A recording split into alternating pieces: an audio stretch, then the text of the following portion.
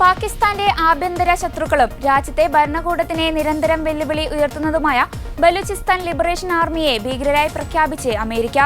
ഇവരുടെ തന്നെ സഖ്യകക്ഷിയായ മജീദ് ബ്രിഗേഡിനെയും ഭീകര പട്ടികയിൽ ഉൾപ്പെടുത്തി. പാകിസ്ഥാനെ സംബന്ധിച്ച് ഏറെ ആശ്വാസകരവും ആഹ്ലാദകരവുമായിരുന്നു അമേരിക്കയുടെ പ്രഖ്യാപനം.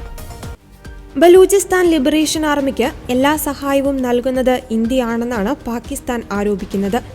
പാകിസ്ഥാനിൽ 2019 മുതൽ പലവിധ ആക്രമണങ്ങളിൽ BLA ഉത്തരവാദിത്തം ഏറ്റെടുത്തിരുന്നുവെന്ന് അമേരിക്കയുടെ സ്റ്റേറ്റ് സെക്രട്ടറി മാർക്കോ റൂബിയോ ചൂണ്ടിക്കാട്ടി.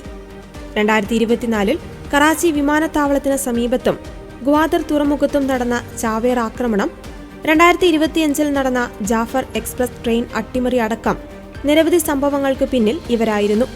ഭീകരവാദത്തിനെതിരായ ട്രംപ് ഭരണകൂടത്തിന്റെ കടുത്ത നിലപാടിന്റെ തെളിവാണ് ഈ തീരുമാനമെന്ന് മാർക്കോ റൂബിയോ വിശദീകരിച്ചു. ഈ സംഘത്തെ പാകിസ്ഥാൻ നേരത്തെ ഭീകര സംഘടനയായി പ്രഖ്യാപിച്ചിരുന്നു. പഹൽഗാം ഭീകരാക്രമണത്തിൽ 26 ഇന്ത്യക്കാരെ അതിക്രൂരമായി കൊലപ്പെടുത്തിയ ദി റെസിസ്റ്റൻസ് ഫ്രണ്ട് എന്ന ലഷ്കർ ഇ തോയ്ബയുടെ സംഘത്തിനെയും അമേരിക്ക നേരത്തെ ഭീകരരായി പ്രഖ്യാപിച്ചിരുന്നു.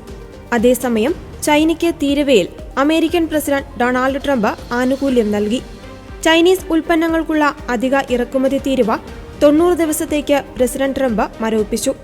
ചൈനയ്ക്കെതിരെ ഇന്നു മുതൽ 145% തീരുവ പ്രാബല്യത്തിൽ വരേണ്ട തീരുമാനമാണ് നവംബർ വരെ നീട്ടിയത്.